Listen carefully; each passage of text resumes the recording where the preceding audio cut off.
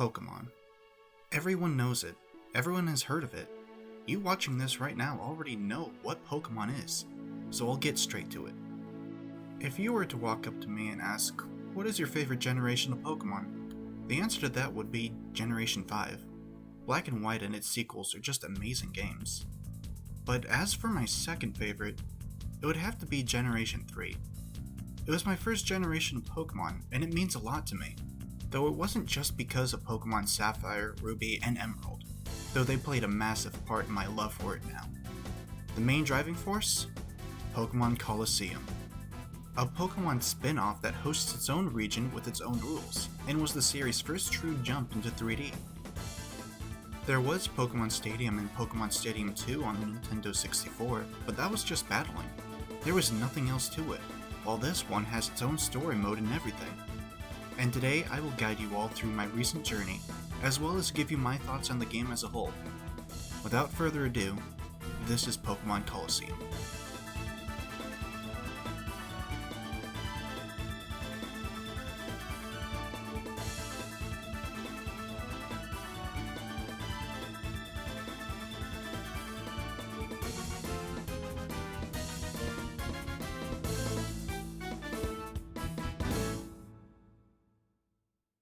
The game starts out in the desert, where we see this young man breaking into the space before stealing this weird arm-looking thing before blowing it up.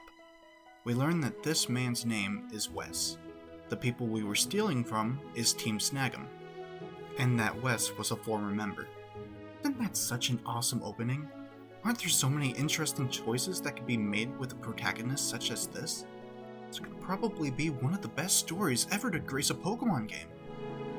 But that's pretty much it. In the next town we meet this person named Rui, who can see shadow Pokemon. She finds out that you used to be a part of the evil team, and then is just okay with it. That's almost everything that happens when it comes to Wes, barring one random fight near the end with the evil team's leader. And Rui doesn't have a whole lot either. She is there to spot shadow Pokemon, be your cheerleader, and that's really it. And the story after these events are non-existent. You go to Pyrite Town, take care of Cypher admin Mirror V, Cypher being the other evil organization. You go to Mount Battle to take care of another admin named Akeem. Rinse and repeat for the Under and Venus, and then go to the Shadow Pokemon Lab where we take care of Vine. After that we go to Real Gam Tower, beat the leaders of Cypher again, and that's it. This game's story feels like it should be more with how many locations, Shady and Beautiful, are in the region of Ore, as well as the protagonist that actually has a backstory. But the game just does not do anything with it. The lore regarding Shadow Pokemon is nice, but most of the stuff you find in the Iron Files just act as tutorials rather than world building. This plot is honestly no better than any other Pokemon game. Anyways, time for structure. This Pokemon game has many major differences to the formula to differentiate itself from other mainline games. For starters, your starting Pokemon are both fully evolved and rocking levels in their mid-20s. They are already trained up, and the lowest level Pokemon you can get afterwards, not counting some under-leveled ones, is level 30. The game starts you out at around what would be the midpoint of a normal Pokemon game, and I'm very mixed on this. On one hand, this skips the most dull part of the games where most of what you're doing is just spamming tackle until the enemy dies. But on the other hand, it makes the game feel short. It's not helped by its minimalistic story, and it makes the game feel a little empty. The other major difference is that there are no wild Pokemon, not a single one. Instead, you catch what are known as shadow Pokemon from other trainers.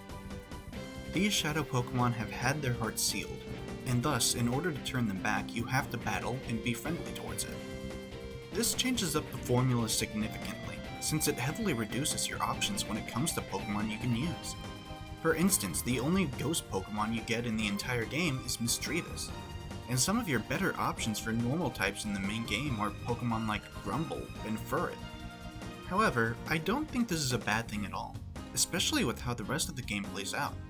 The entire game is just double battles, and that makes it a lot more fun than most Pokemon games. Because double battles encourage more strategic solutions and use of moves that you otherwise wouldn't use. such as Protect when paired alongside Earthquake, for example.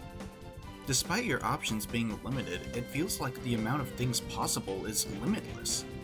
Let me give you an example with my own team for this playthrough.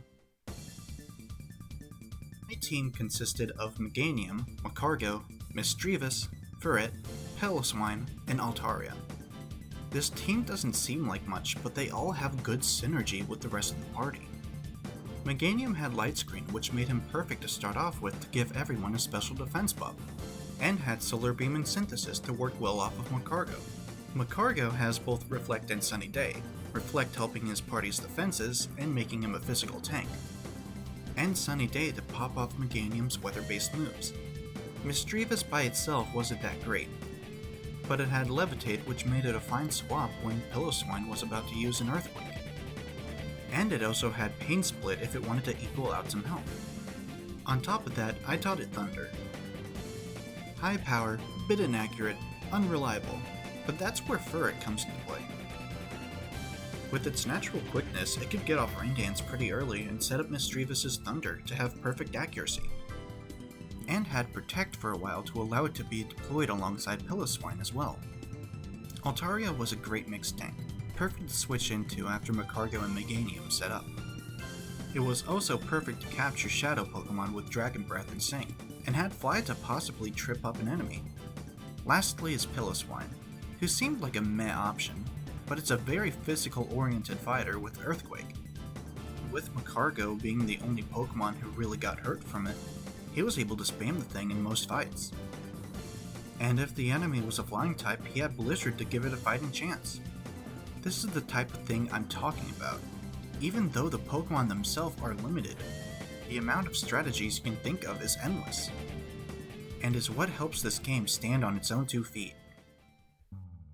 Now, I've been going on and on about this game from a gameplay standpoint, but what about the presentation? It has a lot going for it in this department, but with a few glaring issues. When it comes to graphics, the areas are stunning. It was the first real 3D Pokemon game, and they went all out to make the areas of the game gorgeous. Areas such as Phoenix City and Agate Village just breathe so much life in the world design alone that it's honestly breathtaking.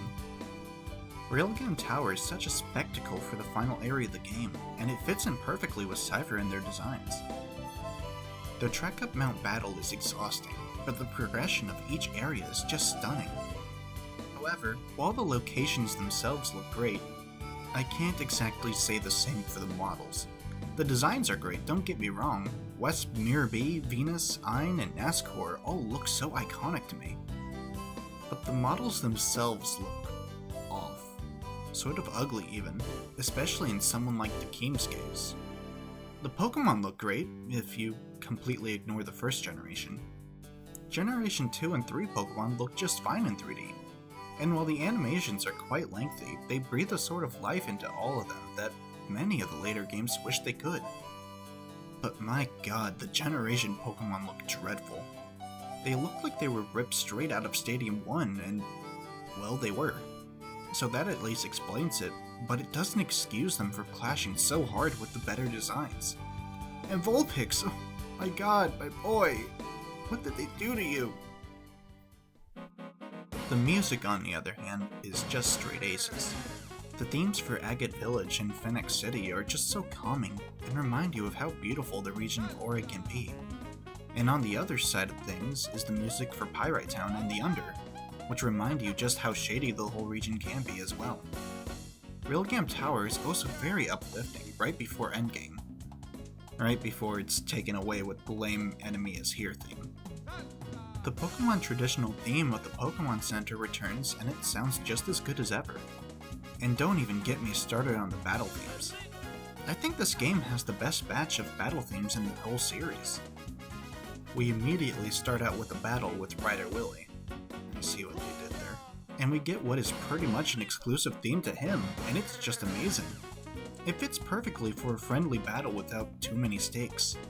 The Cypher battle theme starts out kinda slow, but once it starts picking up, it gets really sick. The semifinals for the Colosseums has this theme that is just awesome, and really hypes you up throughout the battle. And of course, the final battle of Evis has a great song to accompany it, showing off the menace of it all and the gratification of getting all the way through this journey in the theme itself. Oh, and I could never forget Mirror B's battle theme, which is probably one of the best battle themes to grace the earth. And Miracle B's imitation groove is probably one of the funniest. However, there are two sore thumbs when it comes to the music department. The Cypher admin theme starts out pretty menacing, and it gets you excited for what you're in for, especially since the battles this song accompanies has the legendary beasts on their side. But it starts to get strange. One person, I don't remember where or when, described the whole thing as circus music, and honestly, I can't unhear it. And the normal battle music is used so much and it's so repetitive that it got on my nerves fast, both as a child and through my most recent playthrough. But these are small prices to pay for the rest of the OST being so amazing. I've gone on to say that the main game feels a little shallow with what you do. But if I'm being honest, there is a decent amount of side and post-game content to go through that sort of makes up for it. Sort of. The stuff you can do on the side of the game, and something I highly recommend doing, is the Colosseum battles. For the first 4 times you complete a Colosseum in a location, excluding the story important one in Pyrite, you get a TM. They can be rather bad ones like Taunt or Torment, but then you could also get amazing ones like Shadow Ball, Brick Break, or any of the weather moves. On top of that, they all give you some nice experience, so it'll help against the awful level gap. During the post-game, you snag a few more Shadow Pokemon from a new location. The Snag'em hideout you blew up at the beginning, a second Colosseum in the Under where you fight all the previous Cypher admins, and finally the hardest battle in the game with a double who has a level 20 Togetic. Never mind, I take it back. And lastly, after your first battle with the king, you can challenge Mount Battle. Don't. I mean it, don't do this. Going through most of it during the main game made the level gap more manageable, but the reward is not worth it at all. In story mode, all you get is a single Time Flute and a meh boss battle. In battle mode, you get a little more, but it's still not worth it. If you purified all 48 Shadow Pokemon and go through all 100 battles with the team you have in the main game, not transferred from a different Gen 3 game, then you get Ho-Oh. Which, to be fair, is a Pokemon you can't really get in Gen 3 anymore, but nowadays it's a very lame reward. Overall, this was a very fun revisit. I have so many great memories with this game, and it means a lot to me. Heck, it even helped my love for my favorite Pokemon, Misdreavus, so I have to give it credit for that. However, I don't think this will be a game I visit again anytime soon. It means a lot to me, it really does, and I have a good time every time I play it. But when the story itself feels more shallow than most Pokemon games, and the journey feeling so lackluster, it's hard for me to really get into the game, you know? There are certainly reasons to come back to this game, but I think it will be very hard for me to play this game again. Pokémon Colosseum is a great game that I don't know when I'll play again. But what about its sequel, Pokémon XD, Gale of Darkness? I have not actually played this game yet, so I have no idea how it will fare in comparison to this game. Will it be more of the same? Worse than this game? Or would it be a definitive 3D Pokemon experience? Well, there is only one way to find out. Join me next time as I play for the first time ever, Pokémon XD, Gale of Darkness.